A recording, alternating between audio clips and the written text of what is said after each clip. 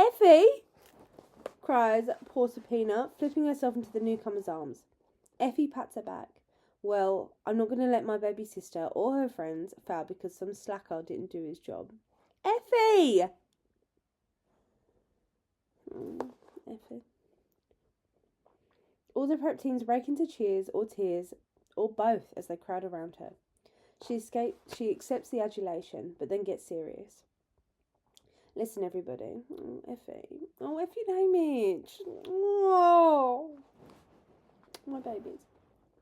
Listen, everybody. There is something bigger than you and me happening here. As we all know, the Hunger Games are a sacred ceremony of remembrance for the dark days. A lot of people lost their lives to guarantee peace and prosperity for our nation, and this is our chance. No, it is our duty to honour them. Well, she swallowed the capital propaganda hook and took the line and sinker with it, but at least she's brought us some decent footwear. She begins unzipping bags. When you called, Prosy, at first I thought, I don't know what to do, and then I thought, Great Aunt Messalina. Great Aunt Messalina, cries Proserpina. She never throws anything out. A lot of it is really old, but fortunately, all the war-era styles are back in fashion, explains Effie. She holds... Oh, pardon me, I'm so sorry. I told you I was gassy. There's a load of... She holds up a black lace dress with matching gloves. And there's lots of black because there were so many funerals. You are brilliant, Effie Trinket. Effie Trinket. Sputters Vitus. I confess to having a moment, says Effie. Don't worry, boys. Great Uncle Silas was no slouch in the threads department either. He certainly wasn't. And even better, he seemed to be roughly the same size as Wyatt and me, with a few adjustments. We find a tuxedo for Wyatt and a three-piece suit with a rakish vest embroidered with cocktail glasses for me. Just the thing for a rascal. Or a bootlegger. By the time I've added a roomy pair of patent leather shoes and 8-ball cufflinks onto my white silk shirt, I look slick as a whistle. Clothes make the man, says Effie with satisfaction, giving me an approving pat on the shoulder. At least the trinkets aren't me, just clueless, which makes for some big improvement over Drusilla and Magna. The girls look sensational too, which Lulu in the black lace dress, expertly pinned up to fit her, and Maisie in an off-the-shoulder velvet gown, a boa and the black lace gloves. I know we're being prettied up for slaughter, but at least we might have some sponsors now. Who could believe that they're from District 12? It was really nice of your great aunt to let you borrow everything, says Vitus. Well, she owes us after all the disgrace she brought to the name of Trinket. We'll be recovering from that for years, Effie says, crinkling her brow. If even only half the stories are true. Vitus puts a consoling arm around her and says, You don't pick your ancestors. And his voice drops to a shamed whisper. My grandfather was a rebel sympathiser. You win, concedes Effie, but look at you now. When Drusilla swings out the kitchen, she does a double take at our outfits. What happened here? My sister, brings Proserpina, nudging Effie forward. Oh, it was a privilege to dress them for Panem, says Effie modestly. Drusilla faced choice with a range of expressions. Confusion, relief, admiration, with bitterness ultimately winning. These cannot be credited to Magna. You, she grabs Effie by the arm. You're coming with us, and I'm telling everyone you're responsible. But I don't even have a backstage pass, objects Effie. That at least I can remedy.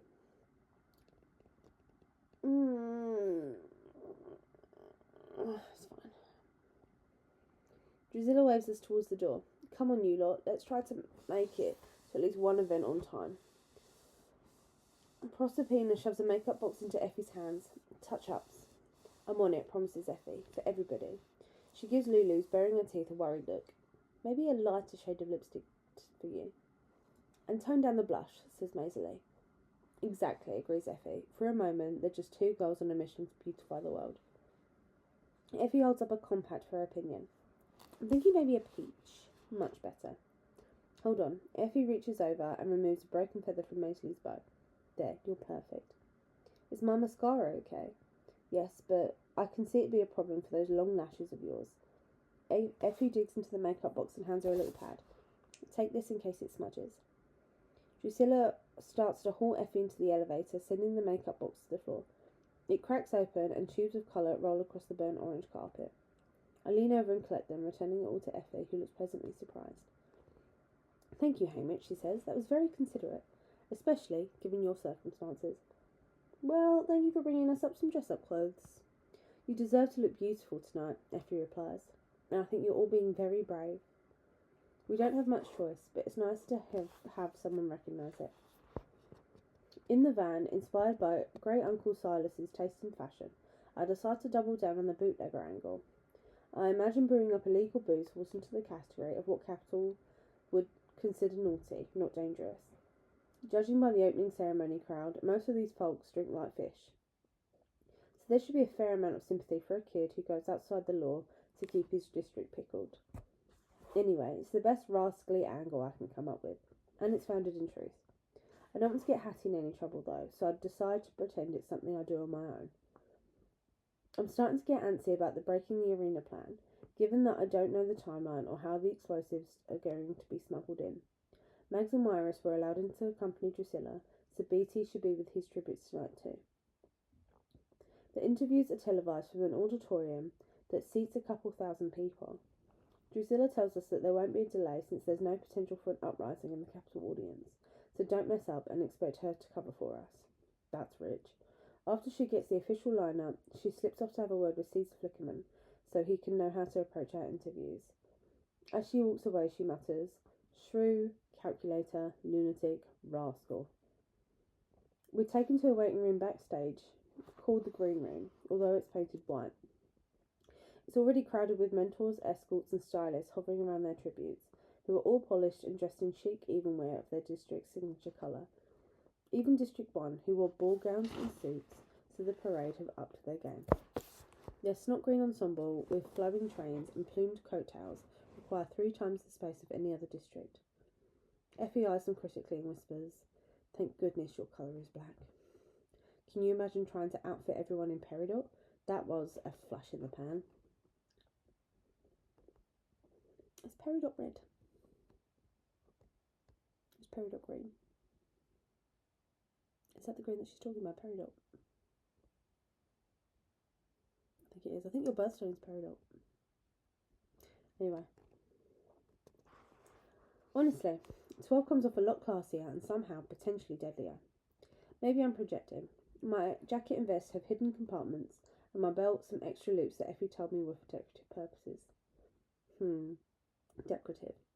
And Effie quickly ruled out the first shirt I tried on because something that looked suspiciously like a bloodstain that hadn't come out in the wash.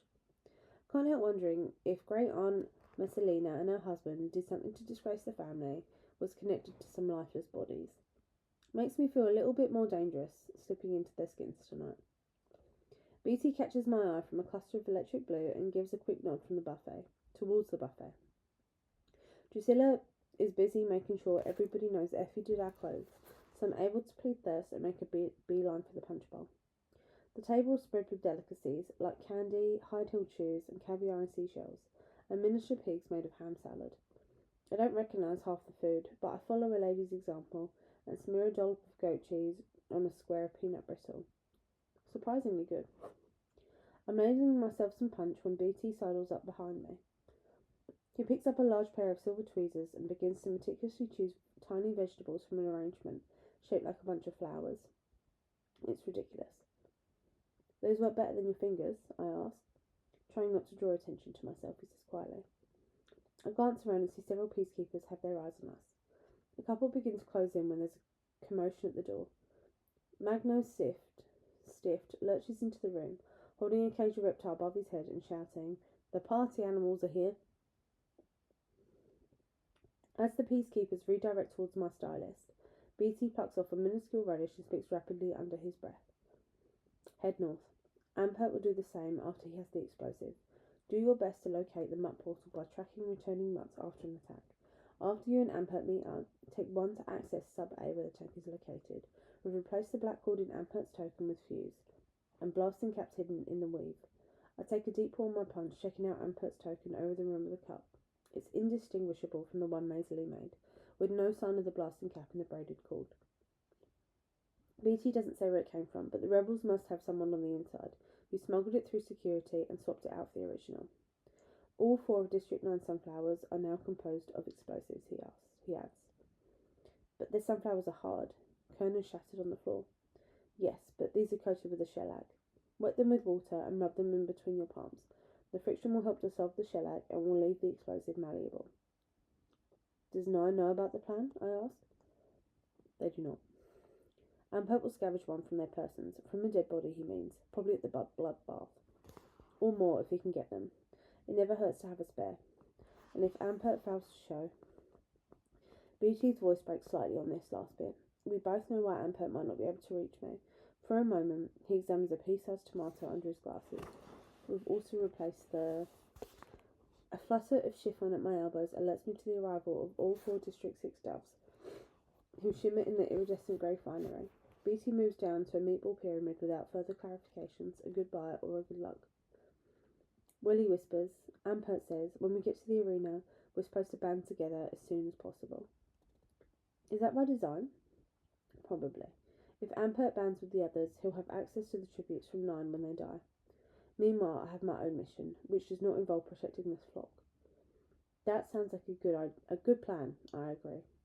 He says maybe some of your bigger tributes can grab weapons first, Willie tells me. I'll give it a shot, but I will not be able to look after them in the arena. I will have to devote my abilities to blowing up the tanks or die trying. Listen, I'm going to be a real jerk in my interview. It's something my team worked up, but I will never hurt you, okay? Or any of the newcomers. That's a promise. We know that, says Willie, eyes full of trust. Too much trust. I need to distance myself from them for the good of everybody. There's another thing, though, I say. You saw my score. That only got a 1. The game makers might be targeting me. It's dangerous for any of you to be around me, so I'm thinking of going it alone. Willie's face falls. But they're targeting all of us. We need you. You don't if I'm drawing packs of mutts or being chased into the careers. You don't. And you all have to understand that. Tell the others, okay? Across the room, a glassy-eyed Magno has been backed into a corner, but managed to clear some space by freeing a 6-foot snake from the cage, waving it around. Where are my tributes? I need to dress them. People are shrieking, and the peacekeepers form a huddle to confer their plans to subdue him. Drusilla looks overjoyed, shouting, "Take him down! Take him down!" But before the peacekeepers, tasers pulled, can do their job, Lulu steps up, hands extended for the snake, and says, "Mine." Magno grins, bypassing her hands, and drapes the snake around the shoulders, then loops the towel back around her neck. You wear her like this. Lulu entwines her arms with the snake's neck, so its head rests on the back of her hand, and she holds it up. Magno leans over and kisses the snake on the mouth. It's the very picture of madness, this damaged little girl and a debauched, drugged stylist. Wyatt goes to collect her, putting an arm around her to guide her back to the District 12 crew. The snake seems to have been giving Lulu a sense of power, and she walks by tributes 3 times her size, brandishing the snake and hissing. I rejoin my districts just as the television at the end of the green room comes to life. On screen, an invisible hand wires a big curlicue 50 over the shot of the auditorium stage by a booming voice announcing, "Ladies and gentlemen, welcome to the 50th Hunger Games night of interviews, and here's everybody's favourite host, Caesar Flickerman."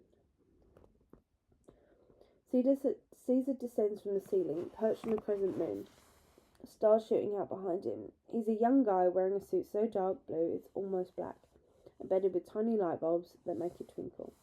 The suit never changes, but every year he dyes his hair a different colour. Tonight, a deep pine forest green, and paints his eyelids and lips the same colour.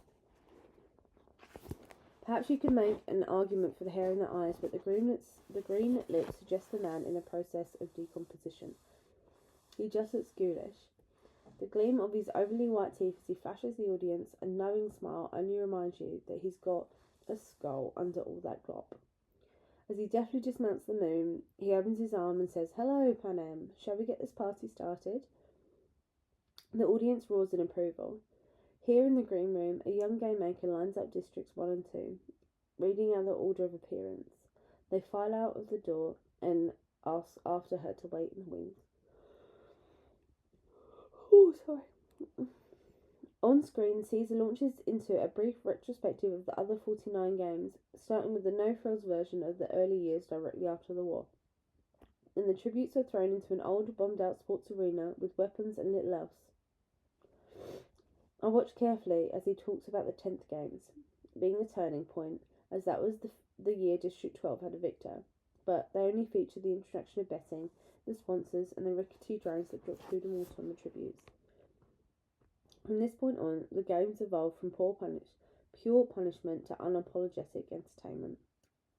The original sports venue was abandoned as the game makers began to use existing settings in the world, or bombed out towns and such, introducing an assortment of mutts and variety of weapons.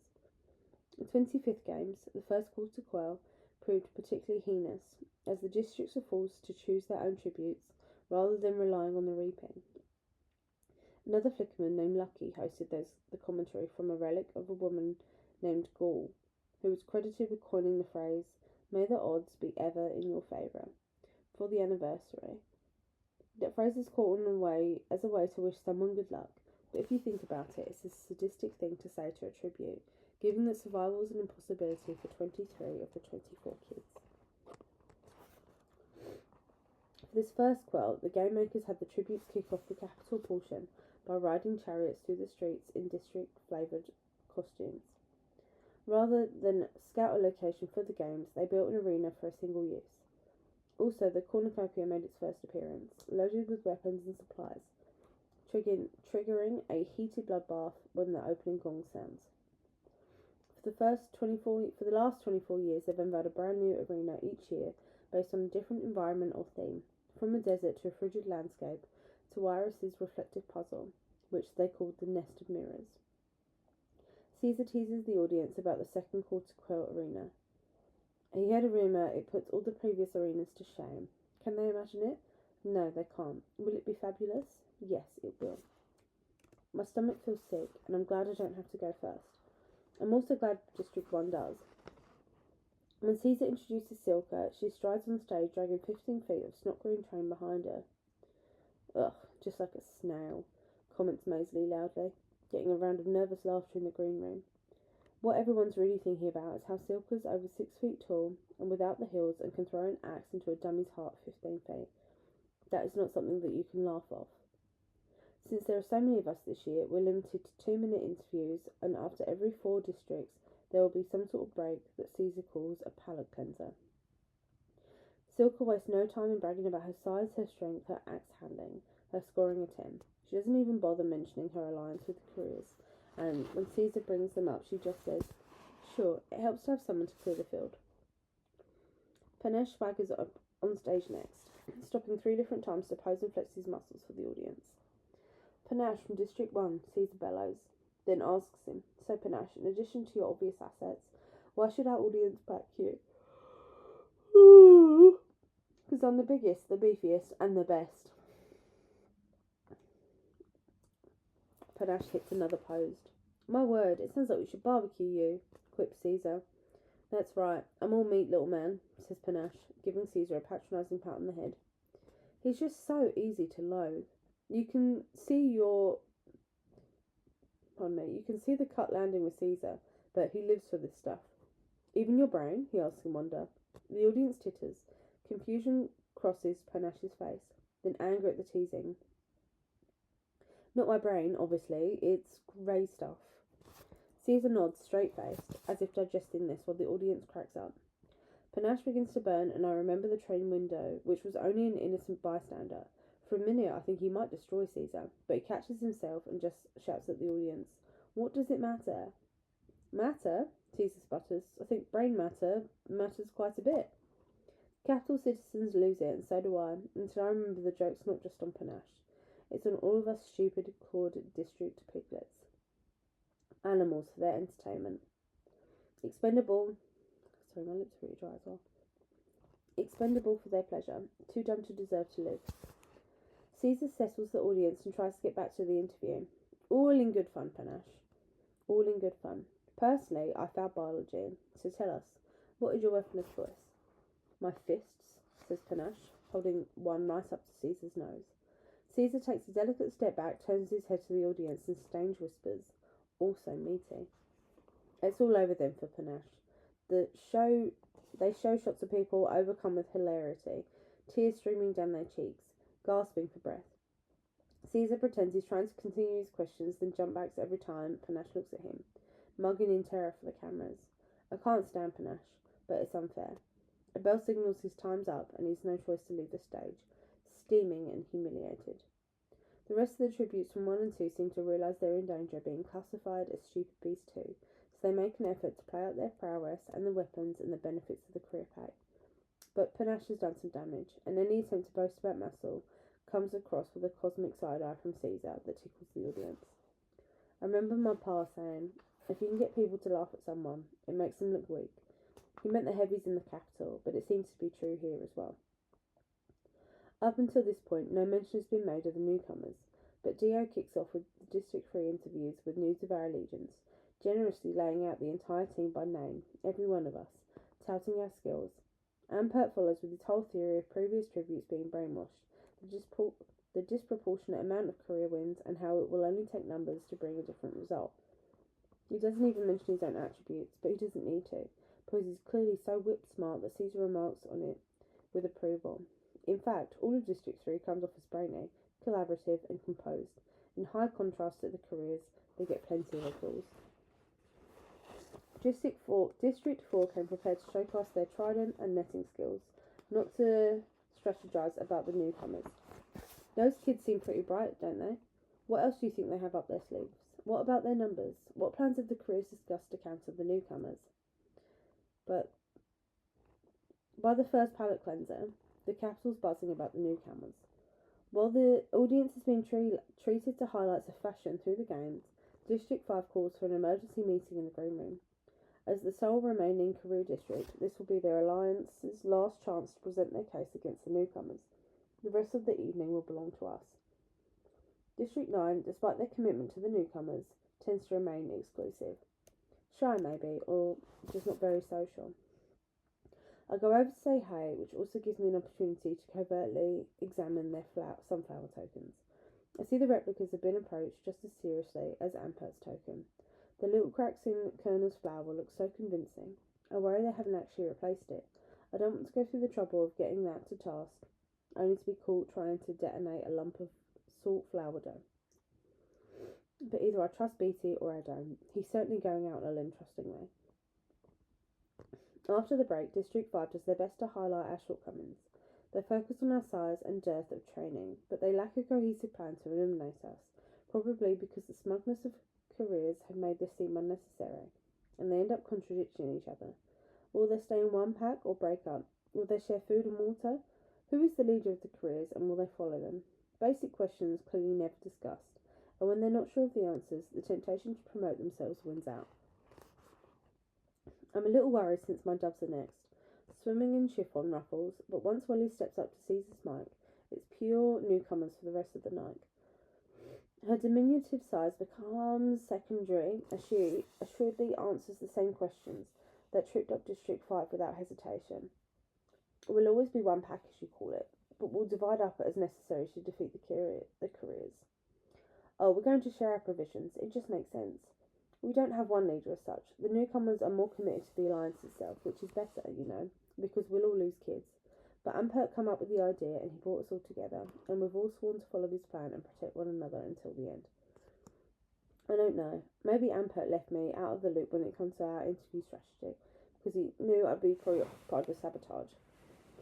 But the newcomers have their ducks in a row. Nobody talks too much about themselves. They stress the power of the group and the advantages the newcomers will exploit in the arena. How a small size can be a plus for climbing trees, or hiding, or needing less food. And for being able to trust your teammates means you'll get better sleep, so the careers won't be catching any Zeds. And how brain power, which we have in spades, comes in handy for everything from strategy to building things. So catching food in the brief moments when they pinch their personal skills, it's about how they'll use them to help one another. Maybe we'll lose, but we're making sure a lot of people proud back home. Even with the interruption of the second palate cleanser, a terrifying review of the deadliest mutts in the game's history, the newcomers keep building their case, and before you know it, District 12 is up. As admirable as the newcomers may be, I think we've begun to wear on Caesar. Selflessness and quiet resolve doesn't really make for rollicking entertainment. So after a quick confirmation of our newcomer commitment, he's more than ready to go with District 12's source. Caesar eggs on Maisie Lee, who garners a lot of laughs when she machine guns the midsection of the front row for their poor taste. To a man dressed in a suit made of $100 bills, she says, "That's sweet, you wore all your friends tonight." To a lady with surgically implanted cat ears, is that purse for your flea powder? Wyatt spouts off complicated odds that a game maker with a calculation confirms, when he correctly figures out the amount of sponsored dollars it would take to send a tribute, a stuffed pheasant, 2 weeks into the games, given rising inflation of 38% a day. He genuinely blows Caesar away. "I wasn't so hot in the arithmetic either," he exclaims. "I don't know if the odds are in your favour in the arena, Wyatt, but if you win, you and me are heading to a casino." Lulu's a sensation, wielding her snake, baring her teeth at the audience. As usual, she states her name and district, and then resorts to hissing at Caesar when he asks a question. No. When the audience snickers, she crouches down and holds onto the snake, causing some people to jokingly recoil, and the bolder ones to stroke its sinewy body. She's winning them over until, for the first time in the evening, perhaps inspired by her ferocity, Caesar asks, "Now, Luella, what will the newcomers do if they kill off all the careers? What will happen to your friends then?" As if on cue, the snake hisses, and in a woman's jewel-studded face, and Lulu growls, "You'll murder us. You'll murder us." In the sight, this strange little girl, wrapped in a snake, amused them. Her attack on the Capitol does not. Gasps and sounds of disapproval rise from the audience, but she persists. "You'll murder us. You'll murder us." Her pitch gets higher and higher. The effect is chilling. "You'll murder us." The facade of fun vanishes. She begins to crawl around the edge of the stage, singling out the front row ticket holders and shouting, "You, you, you, you." Even Caesar's famous call is blown when he dances after her, trying to recapture the magic. "Okay, Luella, Luella." It's unfortunate, but the games can only have one winner. Luella. She's certainly determined. "A little help here, please." Mid-accusation, Lulu falls silent. Her eyes roll upward and she collapses onto the floorboards. "She's fainted from exertion, and not a moment too soon," exclaims Caesar. "I'm certain the game makers had a hand in it, possibly drugging her through her pump." They let Wyatt return to carry her off stage as Caesar immediately segues into introducing me. And now for our final tribute of the evening, Hamish Abernathy from District 12. I take my time crossing the stage because I don't think a guy with cocktail glasses on his vest would hurry. Caesar, in recovery mode, jumps right in. "So, Hamish, what do you think of the games having 100% more competitors than usual?" This is the first time they will hear me speak, and I want to make a lasting impression. But suddenly, I'm not thinking of Great Uncle Silas. I'm thinking of Woodbine Chance, who should have been standing here in my place. He was always walking a line of trouble, but people liked him, especially the girls. Too young to be considered a real danger yet, but certainly a rascal. You give a shrug and let a little of that Chance attitude slip in. I don't see if that makes much difference. They'll still be 100% as stupid as usual, so I figure the odds will be roughly the same. An appreciative chuckle runs through the audience. I give them a half smile. I'm speaking of the careers, of course. "Well, isn't it common knowledge, but I've heard that you've had some run-ins with one of the careers. Panache, maybe." Caesar says. I come back with, "Heard you did too." Caesar laughs along with the audience. "Yeah, I'm not on good terms with any of the careers, but the newcomers are plenty smart and 100% safe with me." "Well, judging by your game maker score, everybody's safe with you," observed Caesar, drawing an ooh from the audience. "I heard you got a 1 in training." "Not so easy," I tell him. "I consider that one a badge of honour. I mean, I've got 31 sworn allies and this rock-hard body and a brain 5 times smarter than any careers. Know what else I've got? Guts. Because clearly, I'm not afraid to piss off the game makers." I open my arms to the audience, then pace along the front of the stage while they hoot in support. "Shoot, a 10? A 10? Anybody can get a 10. You have to be a special kind of trouble to get a 1. Am I right?" Cheers of affirmation. I can tell some of you know just what I mean. I point out a man in the second row who wears a glass cube of live bees on his head. "This gentleman right here, for instance." He nods vigorously. "And you, darling?" I lean over the lady with the cat ears. She covers her face in gleeful embarrassment. "Sure, you've been there." So let's make sure everybody you've pissed off, says Caesar. There's Panache, the other careers, and the game makers. And that's just in the few days you've been in the capital. Anybody back home? Well, there's the peacekeepers. The audience cries a little bit, and they can get out of sorts if I don't deliver their white liquor on time. Shocked laughter. Their white liquor? That's exactly what you do after school, Hamish. I'm careful to keep this all removed from Hattie as I can. Well, let's just call it my science homework. Turns out I can make hooch out of just about anything, Caesar. District 12 can't brag about much, but we've got the finest shine in Panem. And I'm pretty sure the base commander will back me up on that. But isn't that illegal? Is it? For real? I turned to a mustachioed man holding an oversized brandy sniffer. You think the commander might have mentioned that. The bell rings and Caesar gives me a slap on the back. This one's a real rascal, ladies and gentlemen. Hamish Abernathy from District 12. May the odds be ever in his favour. Half the audience gets to their feet who have pulled me off. I wink at the lady with the cat ears, much to her delight, and exit the stage. I'm pretty sure Drusilla planted the label rascal in Caesar's head, but even so, I feel like I've earned it. Backstage, Mags and Wyrus await me. Mags gives me a hug, Wyrus a quick nod saying only, you've got some sponsors. I can hear Caesar wrapping things up for the evening as we rejoin the rest of the team and hurry down the halls to our exit. I think we must be heading back to the apartment, but when we reach our van, Plutarch's waiting. He addresses Drusilla. Great job, you know, these kids never got a proper photo shoot. What say we swing by my place and get some high quality pictures, maybe even a little footage. Be nice to have for cameos if they hang in there, and it might seem like you and I aren't doing our jobs without it. Drusilla considers this. Just so long as Magno Sift is never mentioned. Magno who? Says Plutarch. Drusilla flounces off into her private car. Under her breath, Effie says, some marriages should have never happened. Drusilla and Magno were married? I say in disbelief. Still are, technically, says Plutarch. 30 years and counting. She says it's a tax thing, but who really knows? Shall we go? Mags and Wyrus weren't invited, but the rest of us land in Plutarch's library, with Trajan Heavensby watching over us. Everybody looks at home in the trinkets wardrobe. Effie touches up her makeup and even adds a flower to my lapel from an arrangement in the replica of the golden staircase. Plutarch suggests that he takes us off one at a time to the conservatory to practice for the video footage. District 12's going to go from nobody to a hot commodity amongst the more daring sponsors, he says brightly. That's a breakthrough, but let's try and get everyone to jump on the bandwagon. I go with him first while Drusilla oversees Maisie's photo shoot, and Wyatt keeps an eye on Lulu, who stares in fascination at a candelabra while she cuddles her snake. We left the peacekeepers at the entrance since Plutarch said his private security team would be sufficient. So we're as unguarded as on my earlier visit to the mansion. Plutarch seems to be in a hurry, and I'm practically jogging to keep up with him. I was thinking, like you said, about people who think we're too risky, and He cuts me off.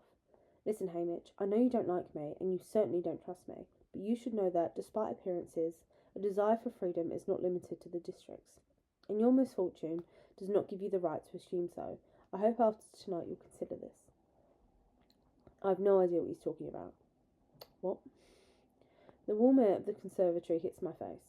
He crosses over to the Swan telephone, lifts the receiver, and says, ready on this end. He listens for a moment more, then hands it to me.